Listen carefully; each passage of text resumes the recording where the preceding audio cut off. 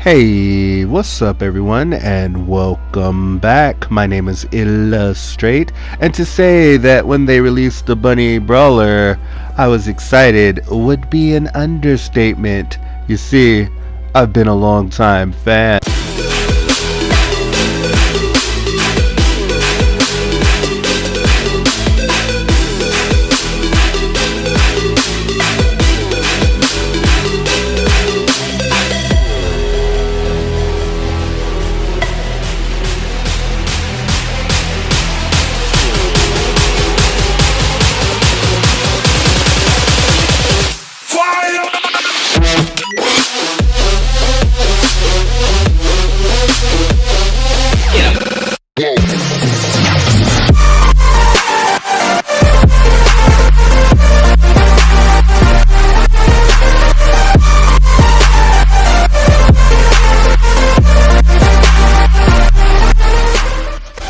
Hey, what's up? Remember, before making any V-Buck purchases, to enter the name illahstrait in the supporter creator tab. Hey, what's up everyone, and welcome back. My name is illahstrait, and in this video today we'll be talking about the Bunny Brawler. Yes, I know I've been gone for a while because work has been keeping me very busy and I have all these bills to pay. But anyway, I can't leave you guys without a video for too long. First character that you will want for his support perk will be the Berserker Renegade, and you can get him during the spring event, and he provides a perk called Short Fuse. When your shield depletes, reset Shockwave cooldown, and the effect can occur once every 20 seconds. I wonder if there's a way to exploit that. The next character you'll want is Onslaught Headhunter, and she provides a perk called Explosive Optimization, which decreases Shockwave energy costs by 33%. Speaking of Shockwave cooldown, our next hero helps provide a reduced cooldown to the Shockwave use, which we are building this character around. And the Shockwave Trooper Renegade provides a perk called Doppler Effect, which decreases the Shockwave cooldown by 24%, which is pretty useful when you're going to be spamming this in the face of Huss. Next up is Archetype Havoc, and he provides a perk called Escape Artist.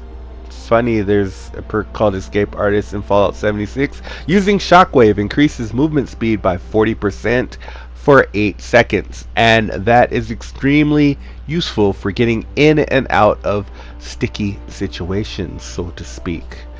And then next up we have the hero that everybody knows and everybody loves. He was one of the first specially created characters for BR, and he provides a perk called Power Impact, which increases the Shockwave radius by 37.5%. Love Ranger Jonesy was of course handed out, so to speak, with the Valentine's event. And then next up, let's talk about the team perk and how I came up with my selection. Preemptive Strike. For each hero of epic or higher rarity with at least 4 stars, increases the damage by 6.5% against full health enemies. So I have 5 heroes that are over 4-star rarity, so that's over 30% damage on full health heroes. It's like the instigating effect on Fallout, where it provides 50% more damage, but this is not too bad. It's close, but you know, it still does really good. And most times when you jump in and you Shockwave, the enemy's going to be at full health, and it's just going to wipe them completely out. Okay, with all that extra damage, you gotta squeeze the most damage you can out of these builds. Trust your boy illahstrait. He knows what he's talking about. He's been playing the game for a long time. He's not a fly-by-night YouTuber. Anyway, the Bunny Brawler herself, she provides the commander perk when you have her selected of explosive entrance. Shockwave drops 3 egg bombs, which each deal 162 base damage to nearby enemies. So what happens is she does her shockwave with the grenade underneath her, and an additional egg pops out in the front of her, and then 2 eggs pop out on each side, left and right of her. So if you time it just right, you can hit 3 husks or a crowd of husks with the extra explosive damage. It's really useful, and it makes her shockwave one of the best shockwaves in the entire game, in my opinion. Now, earlier I said maybe there's a way to exploit that little cooldown reduction that you get by maybe equipping a character that regens your shield really fast. I'll test that out later, but for now let's get right into it. Okay, so the husks for this mission are only level 87, but trust me, they hit pretty hard as you will see later on in the video. I will go ahead and put out a defender to help defend this really not well defended base. So we're gonna see how this goes. We were trying to limit ourselves on how many traps we put down, but I don't know, that might be a bad decision. We've all played this game over and over, and we all know what basically to do and what not to do, but there are a little bit more husks than usual in this 4-player mission. I believe it's a 4-player mission. I could be wrong on that, because you know, I recorded this and I don't think I paid attention, but I did pay attention to the word. The words are awesome for this mission, so yeah, about that. So like I said at the beginning of the video, I've been busy at work. I've been working 6 days, so I haven't had as much time as I would like to make videos on any video game, especially Fortnite, which requires a lot of dedication and time and grinding. So I have to use my time wisely when I make these videos, and since Fortnite is one of my most popular videos, I decided to go ahead and make a Fortnite video, and then I'll also be bringing you a Fallout 76 video and a Soul Calibur video as well. Let's go ahead and put out my long range shotgunner, and as you can see, she's using the Bender Tech disintegrator.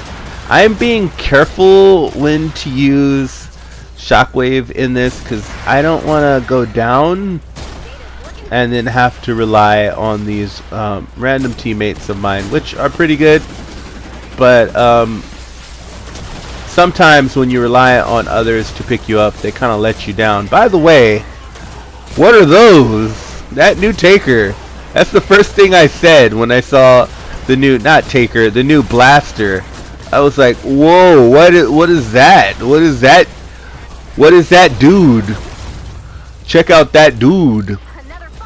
So anyway, the Bunny Brawler has access to both the pistol ability, the dual pistol ability, and I want dual pistols like has a separate weapon. Wouldn't it be cool to have like a Tomb Raider-esque character with dual pistols that you all legendary perked out, just like in Battle Royale where you can pick up the dual pistols and you can just use them. It'd be cool to just be able to craft dual pistols. But anyway, I also have the egg launcher, and I have another weapon that just came out with the military set, the Spectre, which is a pretty phenomenal weapon in my opinion. Mine's is an OG Spectre, so it's not perked up, but it is pretty damaging nonetheless. Or should I say a legacy Spectre. Now when they start crowding you like that, just go ahead and do a shockwave and get out of dodge. Because of how 4-player missions are structured, you want to be careful not to get too overconfident with your shockwave and get just mobbed down, especially when your adrenaline is on cooldown. You can't heal yourself. And I forgot to craft campfires. And I'm not gonna craft them. I'm just gonna buy some time with some of these wonderful floor traps that are kind of underutilized by most of the community. Everybody knows about wall pushers, but people seldom use floor pushers, in my opinion. And if you have a good floor pusher, it can slow down enemies just as effectively as a good wall pusher. You know what? That's why we didn't put so many traps down. It's because this is, I believe, Death Burst. So when they explode, they're harming stuff. That would explain why my trap tunnel got demolished. And right now I'm trying to find. There it is. So either there was a level 6 chest here, or they already killed the boss right over there, which would be strange to have 2 bosses in a single mission. But I don't know. Let me check the patch update notes and get back to you on that one. That'd be kind of interesting to have 2 mini bosses in one mission. Or have like 2 or 3 mini bosses at the same time approach the base. Wouldn't that be fun? That'd be total chaos. And I'm pretty sure that was just a chest, because I think I would have noticed the boss if anything else. Like, I'm not that aloof. Oh, maybe the boss is dead already. Maybe I am that aloof. We'll find out. I love this minigun. Oh my gosh. I'm glad that they finally buffed the damage a little. I wish they'd buff it even more, to be honest. I mean, it is a freaking minigun. But yeah, those blasters are a little bit unsettling now. They've been nerfed. Which, I don't know if they needed to be nerfed, because if you use common sense and you don't go out there when there's 5 blasters, but it's happened to all of us, and we've all been knocked down a peg by the super accurate blasters. So maybe it is an update that needed to happen.